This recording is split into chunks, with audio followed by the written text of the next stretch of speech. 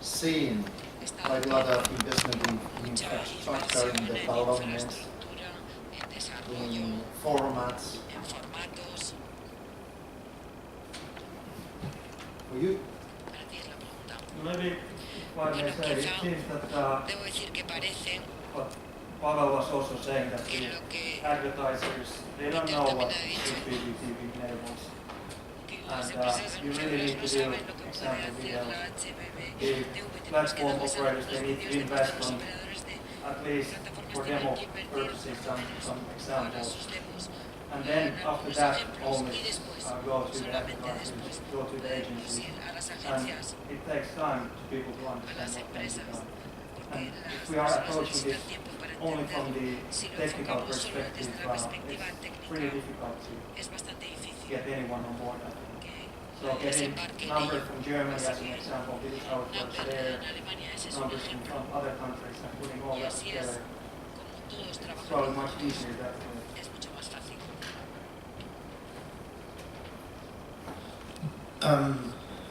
I think that the television, typically they are part of some big groups which already have some experience, maybe from Germany and from the other countries, so the television locally knows what it could bring to them, and they basically see the possible new revenues, and they are open to sell it. There are some technical problems, for information, those are simple things. Basically, they are looking for the systems which basically fix their existing ecosystem. They are simple, they do not need to care much about it, and they can sell the HbbTV advertisement in a quite similar way they are selling the advertisement for the years.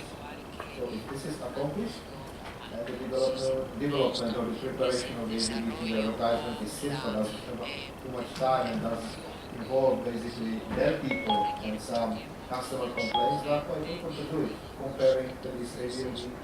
So it's, they see it as well, that's why we are keen to start with it. I'm positive.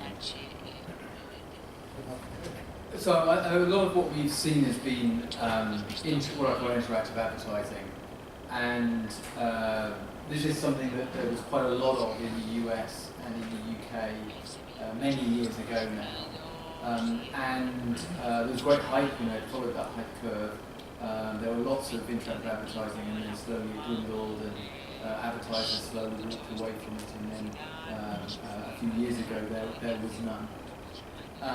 Now this was using older technology, so it may be in a different time. So it may be that what consumers are going to do and the technology that's now available makes a difference.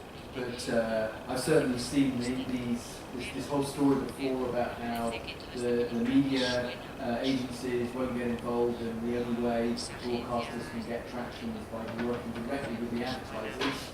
And then the media agencies see this as something that they don't like because they look at it. So it's a difficult situation. So it's a incorrect situation.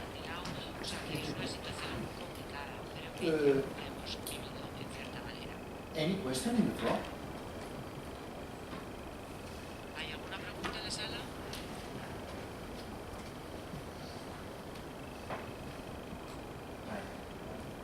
Hi.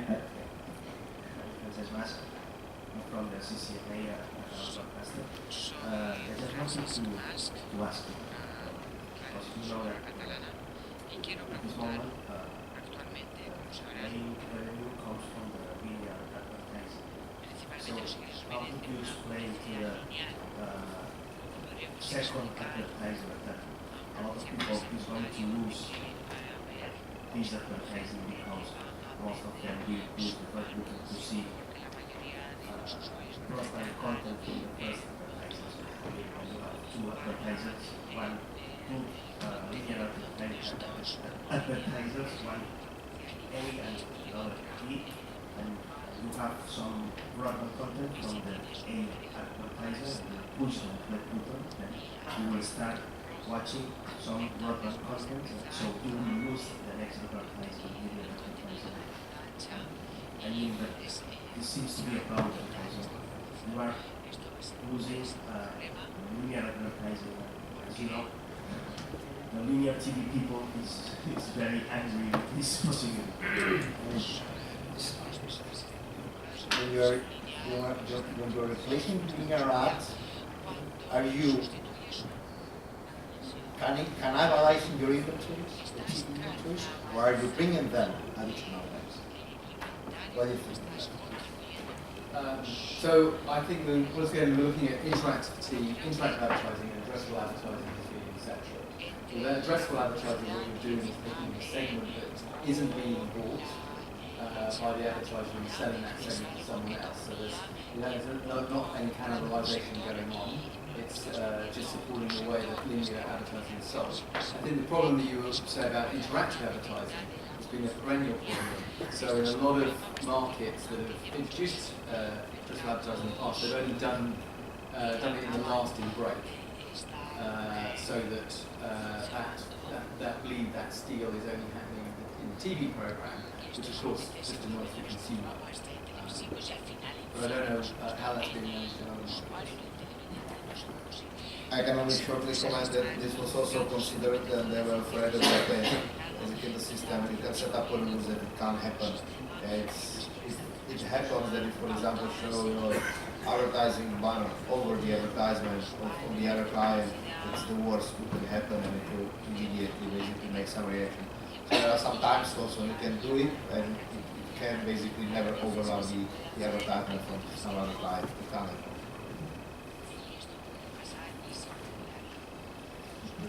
This number about the time for the reaction from the viewers. If you change the TV channels and you see the advertisement with the teaser, you have the remote control in the hand. You have the time for the pressing the red button. If you're watching the linear TV and you see the replacement for the typical linear TV or the short advertisement integrated with the broadcast TV ad, you don't have the chance to finding the remote control in the home. In Poland, we focus for the showing the best teaser, and we have the time for the reaction. If you losing with the finding the remote control, on every time you can press for the button, you see the last edition of the teaser, because the advertising application still works invisible on TV. Yes, correct. So we have been in this business most of us for some time now. Have seen pretty similar examples, so we did trust for 15 years now. But you pointed out that one of the options was to leave the ad to the last, the break, and then only after that, kind of auto-promotion that you wouldn't miss the content. That even with that, we found many problems because people were thinking that they were going to miss the movie or whatever. Okay, so you kept the audio on, but keeping the audio on, then the broadcast elements is a problem. So when people don't have remote control in their hands anymore, as you said, they have smartphones. So it would be a much better option to go for HbbTV 2.0 and leave the ad part for the companion to move from the big screen and you don't interrupt the emission, you interrupt the experience, and you go to the ad in the companion device. I mean, I totally agree that we should be moving interactivity of that nature to the second device where it is more natural. And the value of television, the value of the entertainment, the value of the advertising is actually it is a very passive lean-back experience. That's why television advertising works so well. And one theory I have is the death in the American and UK markets of interactive advertising is it was just in the wrong place. People don't want to interact with their TV screens. They want to be relaxed by them. And then when they do want to interact, these days, when we did interactivity all those years ago, there weren't smartphones, but they'll do that on their smartphones. And and that can be done in quite a subtle way, which is if you've got an HbbTV app that knows you've seen the ad but hasn't interacted with you, then it can, through retargeting, change what banner ads you see on the website you're visiting to look up the name of the actress if you've got to. That way, actually, broadcasters can be involved in banner advertising and retargeting in a very subtle way, potentially very lucrative.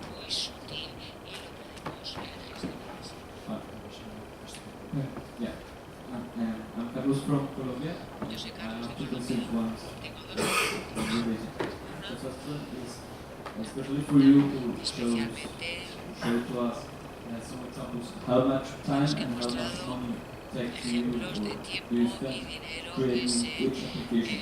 This is the first one. And the other one is how do you feel the competition between the screen and the companion application? How do you will attract the people to maintain their attention in the screen?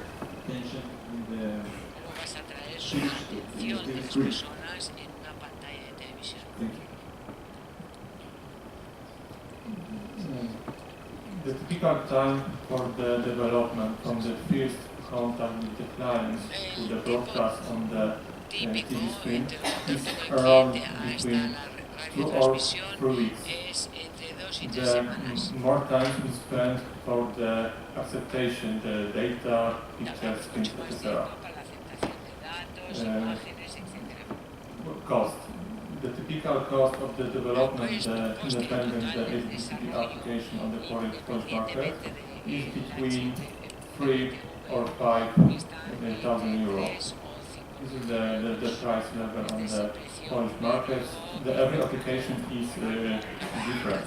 If you see the same application for the one car company and other car company, please remember about the solution for the sending the data in the background from the TV direct to the CRM from the client. Every client has a different system, different solution. I have the key question. What is the sexy on using the HbbTV for the advertisement?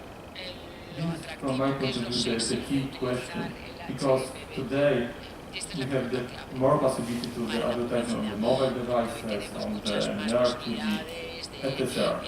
But from my point of view, the HbbTV is the best because you have the big screen in the center of the home.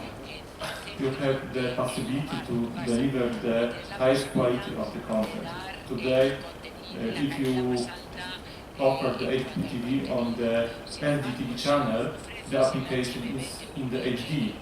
We have the possibility to deliver the video in Ultra HD on the HbbTV channel via HbbTV. And personalization and interaction. If you want to buy the new car, today you are using the smartphone, but on the smartphone the video is not highest quality. You can not be watching from the short distance. Of course, you can possibility to open the website from the car manufacturers on the laptops, etc. But if you're looking for the latest website from the car manufacturers, you see on every website the video. But the video is the natural for the TV screen. I see the situation when you would like to launch the advertisement from the car company because you are relaxed and watching the video from the car of the dreams. This is the key value of the HbbTV.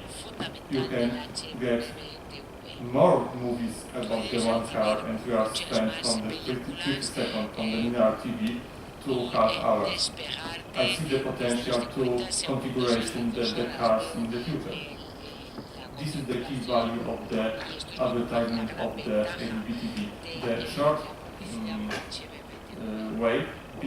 short between linear VOD, micro VOD, or advertising? The last question before going to a coffee break. No one? So,